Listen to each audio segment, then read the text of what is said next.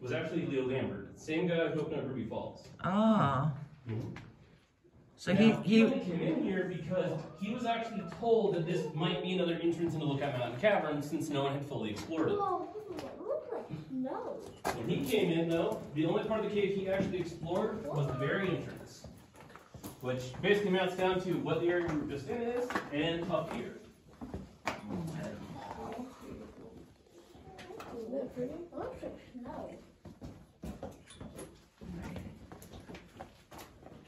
All right, watch your step.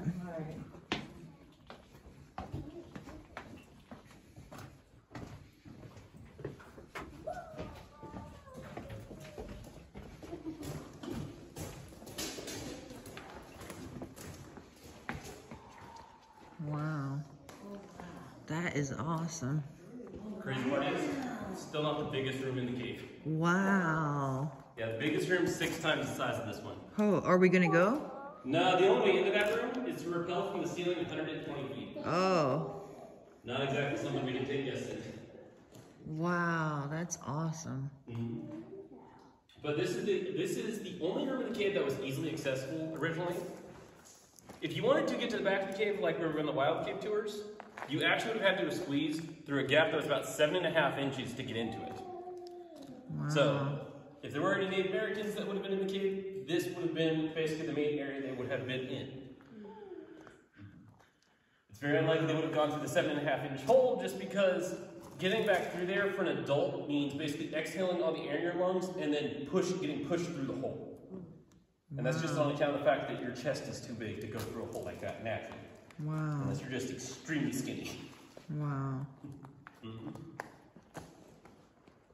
Now, this area has always had some sort of history, and it gets pretty crazy when you start looking into some of the more obscure and absurd things. Obviously, Native Americans were here. We had the Chickamauga here specifically. And you already talked about Chief Dragon Canoe. Yes. Yeah, probably one of the most famous Native Americans in history, just for his actions and the fact that really when a lot of settlers tried to move into Tennessee, he was one of the main things keeping them out. Yes. Now, unfortunately, he was forced down south quite a bit and later on. And another thing is, too, sometimes they will link the Chickamauga tribe with these guys called the Hart Brothers. Oh. Now, the only reason they do this is because of what the Hart Brothers were doing when they were in this area. And basically that was they would dress up as Native Americans and then raid settlements. Huh. Now, the Hart Brothers themselves, these guys, they were pretty famous already, mostly because they fought in the Revolutionary War, actually on both sides of the war. Then after the Revolutionary War, they decided to become highwaymen. And they basically had a murder spree from Kentucky all the way down to Mississippi. Wow. But when they got kicked out of Mississippi by other highwaymen, they ended up here and then taking shelter with Chickamauga. Oh. Only reason Chickamauga allowed it was just because these guys would raid the settlements for them, but they also got a little excessive at it. Yeah. To the point that basically, when the militias started to go after the Native Americans, it was because these guys had been just so active. In fact, they'd even kidnapped the head of the militia's daughter and then married her. Wow. Yes. But following this, the Hart brothers would get caught later on. The first brother was actually caught just here on the mountain. Second brother, he had managed to escape. Where he managed to escape to, though, was up into Kentucky again. Eventually, he got caught because he tried to turn himself in, or tried to say that he had killed himself and was trying to claim the bounty on himself. And he got caught for it. Oh my gosh. Yeah, these guys, they weren't the smartest of the band, but they were very good at robbing people. That's funny. Yeah. The whole story with them is weird, crazy, and absurd. Wow. Like, when they were, so they actually operated with the, I can't remember what the gang was called. It was basically out of the Cave in the Rock. And it was right along the Mississippi River. And these guys got kicked out for being too brutal by the other highwaymen. Oh my gosh. Yes. And the main reason why was because what they would do is they would take people up to the top of the Cave in the Rock, on the cliffside above, strip them naked, and then shove them off. Oh my gosh. Yes, it was brutal. Yeah, it was interesting. And the Chickamauga were okay with that? Not really. Mostly, they let them just stay here and didn't kill them just because, basically. Oh. It's more along the lines of, we don't care because they're mostly going after settlers. Oh. So it's not our problem. That's our enemy, Yeah. We're united by enemies. Pretty much. Now the end of the Dragon Canoe would end up actually coming whenever he signed a treaty between I think it was Chickasaw and I can't remember what the other ones were called. It was two Native American tribes. Basically, they signed an alliance though, so they decided to throw a party and celebration.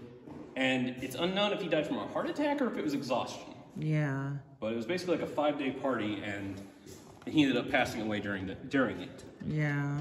And following that, the alliance kind of fell apart. I mean, keeping it together was Dragon Canoe. He was just so well known. When he died, the dream died too. Pretty much. Yeah, legend. That's a legend. Mm-hmm. Now, if you get into more recent history, it doesn't get any better. We actually have the legend of John Brown that kind of surrounds this area. John Brown was this guy, lived here in the 1800s. He was half Native American, but in the time he was here, he actually operated two businesses. That was Brown's Ferry Tavern and Brown's Ferry Service. He had a bit of a reputation because, one, at his tavern, people would apparently skip out on paying the bill and just vanish. They would literally just leave in the middle of the night. Now, this actually led authorities to think he was basically hiding these people or getting rid of them. No one knows. They still have no clue. And then the second thing is when he owned the ferry service, he would kick wagons off of his ferry all the time. No one knows why. He said it was because they refused to pay, but some of these were not cases of that, where this person he apparently just got mad with and he decided, okay, I'm going to kick your wagon off. But basically they started to investigate him because of the people going missing. Nothing ever came of it. But people say to this day, if you actually go out to his old tavern, which is still there, you will see specters walking around it. You just feel like you're freezing no matter what if you're around the property as well. Yeah, and it's apparently bad enough that they tried to demolish it a couple years ago, but the crew that was hired to demolish it got on the property, said this doesn't feel right, and just walked off. Wow. Creepy. Oh, yeah. Yeah, we stayed the night overnight at a campsite where they built A-frame cabins, and the guy said he's been there for 40 years, and he said that there's a place where they were burying, the Cherokee were burying their dead, but the whites kept coming and coming, so they put a curse on it. And I was like, but do you believe in that curse? He said, oh yeah, every time they try to develop it, something happens. And there's a swampy area. That was where the cemetery for them was. So nothing even grows there. I wonder if that's down by Amatola. That's the only like kind of swampy area I can think of that's around here. I get a picture. Right. Sorry. But yeah, it was pretty interesting. We don't got any cursed land as far as we know. But what we did have was actually These steps are slippery, kids. Yep. Okay. Thank you. We did have an unfortunate accident back in '66. So I was talking about someone burning down the original gift shop. This was not someone trying to burn it down on purpose. What happened was they had a night watch guy back then because people were sneaking into the cave. And the guy fell asleep while smoking. Oh, that sucks. Now, this was William Cohen, and he actually tried to escape the fire. The thing was, he couldn't go out through the door because the fire had spread too much, so he ran into the cave thinking it'd be safe. One thing about caves, at least caves with multiple entrances, is the airflow in the cave is determined by the outside temperature. If an entrance is actually warmer than another part of the cave, or warmer than the inside of the cave, it'll actually force air into the cave, and whichever entrance is bigger and this is happening at, will have the air flow come in that way and get pushed out the others. In this case, because of the fire, that was the hottest entrance, so that was where air was entering the cave. And so it actually was sucking in smoke. Wow. So when William ran into the cave for safety, he ended up dying from suffocation in here. Oh my gosh. Wow. Now, they did rebuild the property quite quickly. In fact, by 1967, everything was up and running again. But after they rebuilt it, they started to notice that strange things would happen both in the cave and in the gift shop. Wow, really? In the cave, you'll see random, like, specters, or people, I guess you could say, walking throughout the trails. Wow, no way. From cam cameras? Trail cameras? No. Oh. Just like people going through the trips. Huh. Pops up every once in a while where someone says, I see what looks like a person just standing over there, or a person just smiling at you. Oh, wow. That's crazy. I don't... The best part is this, there's this other one that you would smell tobacco smoke. Another rumor. Here's the thing. Where this actually comes from is not from people going through the cave and smelling tobacco smoke. A guy snuck in here in the 80s and was living in the cave. Oh my goodness. Oh my gosh. How did he manage to pull that off? Well, so originally there was this window right next to the cave entrance. And the guy just pulled himself in through it. But what he was doing is, over the night, so he could be warm, he would set a fire in this lower room and let the air come up and onto the walking trail. This meant that when people walked through in the middle of the day, they would actually smell smoke, and they're like, what is that? What's going on? What it was this guy just had a fire going. Oh, wow. Yep. So they kicked him out. They caught him eventually, but it took about a year, and the only reason they caught him was he was in the gift shop, and he would eat the snacks in there, or like bags of chips basically, and then tear them up to make it look like a raccoon had broken in. That's funny. Well, new owners had bought the property, and they were living in that building on the upper floors. Oh. So they heard the noise, went down, and they just found old Stubby, as we call him, sitting there eating chips. Oh. That is hilarious. Yep, but that's where part of his legend, part of Willie's legend comes from the fact that guy lived down here. That is cool.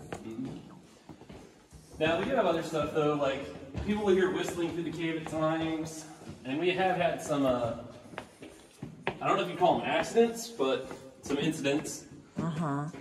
Specifically, about 4 years ago, we had to get all new lights installed in the cave. And before that, obviously, we had an electrician. Guy was down here on his own, though, and he starts hearing voices through the cave. Oh, no. He thought it was us trying to play a prank on him. No. So he went to go and find them, and he walked along the trail. Now, he got close to where our wild cave entered the cave, and then the voice just stopped. He actually thought we were hiding, we'd known about him, or figured out that he was close by.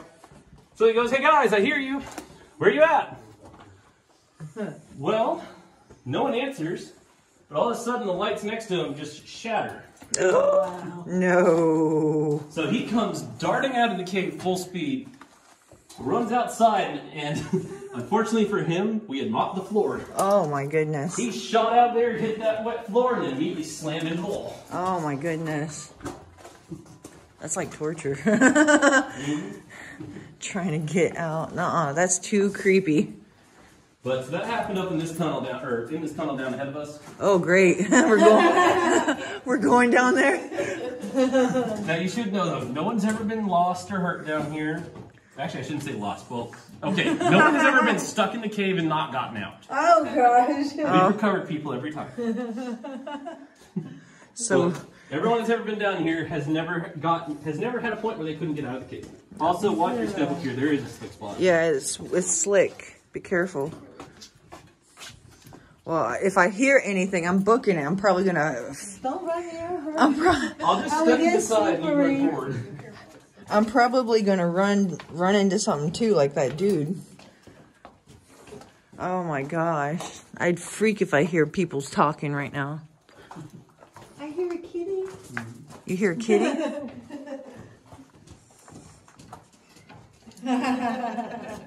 Is that a real cat? No. Oh.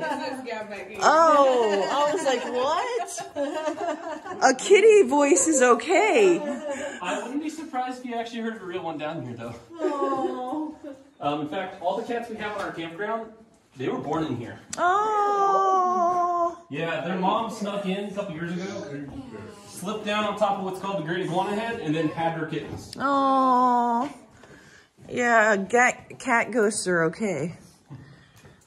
You guys are cat owners. You got that nailed. This is really cool. So I could definitely see Indians living in here, taking shelter.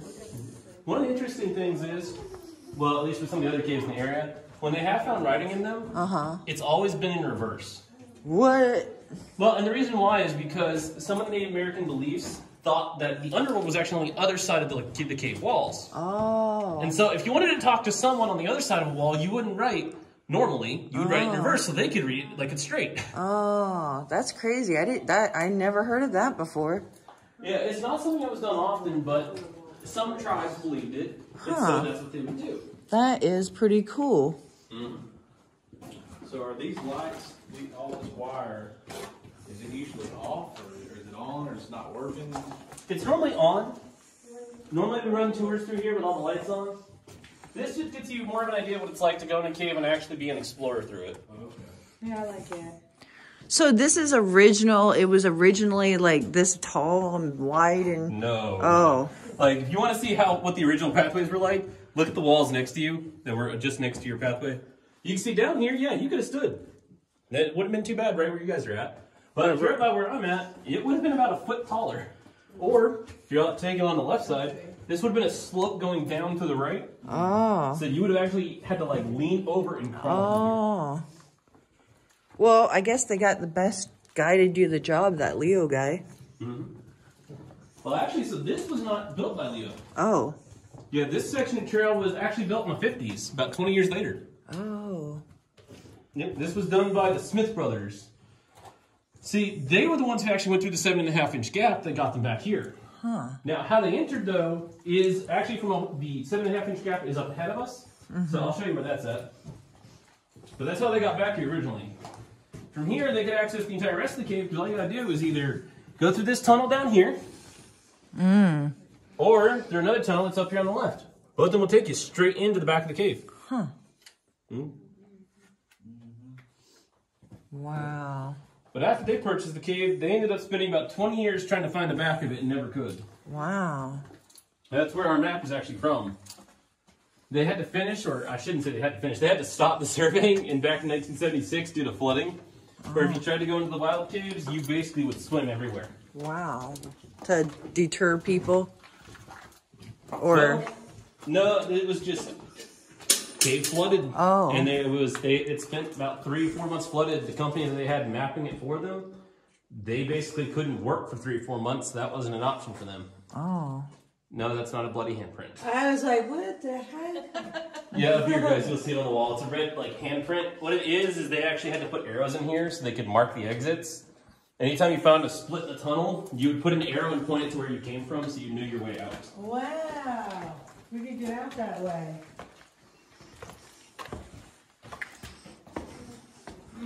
Hey. It's kind of like one of those deals where they wanted to find a way out of the cave easily.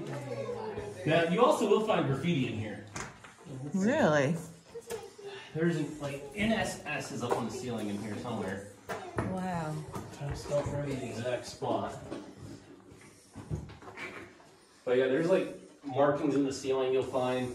And that's just where people were marking when they were here or where they were at. Sometimes it's just the organization that they were with. You'll find it just kind of scattered about. And how old is it, graffiti? Not old. Most of it's pretty new. Oh.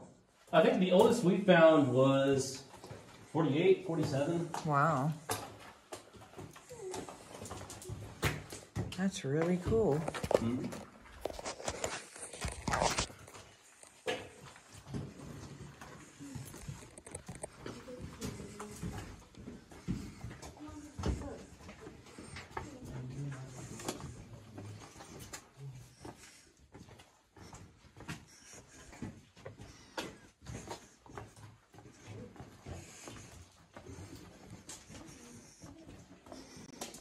Oh, wow. Oh. A pool of water. This one's not a horror story or anything, but I just have to bring up, please don't drink the water down here. If you do, then it turns into the horror story. But for real, most of the water down here contains magnesium. If magnesium gets into your stomach, our bodies can't process it well in our stomachs or break it down. So it actually just draws liquid into our stomach and it makes us poop our pants. Oh. Yeah. So when you're constipated, come to this cave, get some magnesium in your system. Well,